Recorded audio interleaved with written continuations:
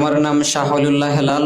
আমার গ্রামের বাড়ি সুনামগঞ্জ চাতক। আমি পড়াশোনা করছি সিলেট বিয়ানীবাজার দ্বীনি বিদ্যাপীঠ জামিয়া মাদানী আঙ্গুরা মোহাম্মদপুর, যেখানে জমিয়তের আখড়া। আমি সংক্ষিপ্তভাবে বলতে চাই, আমার বাবা একজন কওমি গণনার বড় আলেম এবং আমার ছোট ভাই 3জন হাফেজ আলেম, কিন্তু তাদের কাছে আমি প্রায় 11 মাস ধরে যাইতে পারি না বাড়িতে, শুধু এই জামাতে ইসলামকে সমর্থন করার জন্য এবং তাদেরকে আমি সাপোর্ট করার জন্য। তারা আমাকে ট্যাগ লাগিয়েছে আমি তলে তলে নাকি জামাত করি, জামাতের এই পক্ষে লেখালেখি করি। এখন আমি প্রকাশ্যেই তাদেরকে চ্যালেঞ্জ দিয়ে বলেছি যে আমি যেহেতু তোমরা আমাকে জামাত ট্যাগ লাগিয়েছো, তাহলে আমি কিয়ামত পর্যন্ত মরণের আগ পর্যন্ত জামাত ইসলামের সাথে কাজ করে দেবো ইনশাআল্লাহ। এজন্যই আমি জামাত ইসলামের সাথে আমি কাজ করতে চাই। আমার জন্য সবাই দোয়া করবেন। এবং আমার বাবা একজন কওমি গণনার আলেম ছিলেন, উনি বর্তমানে দুনিয়াতে নেই। আল্লাহ তাআলা যেন বাবার কবরকে জান্নাতের বাগান বানান।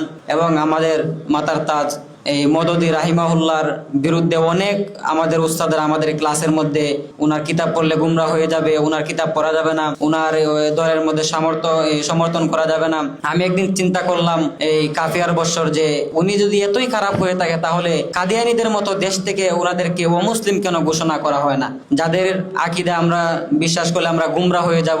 পরবর্তী আমি মদদি রাহিমাহুল্লাহর 10 থেকে 15টা বই আমি সংগ্রহ করলাম এবং 2টা বই আমি বাহিরের দেশ থেকে সংগ্রহ করে এনেছি। আমি নিজে এই কিতাবগুলা পড়ে দেখলাম কোন কিতাবের মধ্যে মদদি রাহিমাহুল্লাহ শরীয়ত বিরোধী কোনো কথা লেখে নাই।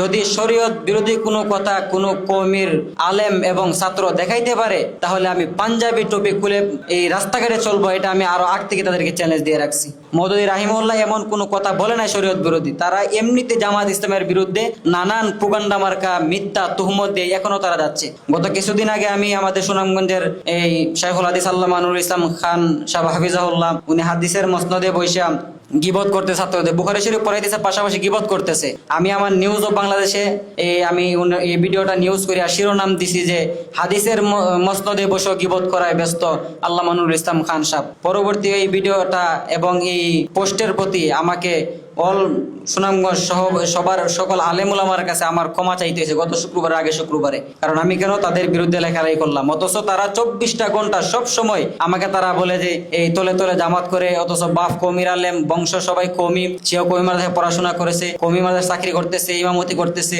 এখন আমি তাদেরকে চ্যালেঞ্জ দেখানোর জন্য আমি আজকে থেকে ইনশাআল্লাহ একমাত্র আল্লাহকে রাজি খুশি করার জন্য জামাতে যোগ দিতেছি। জামাত করব ইনশাআল্লাহ।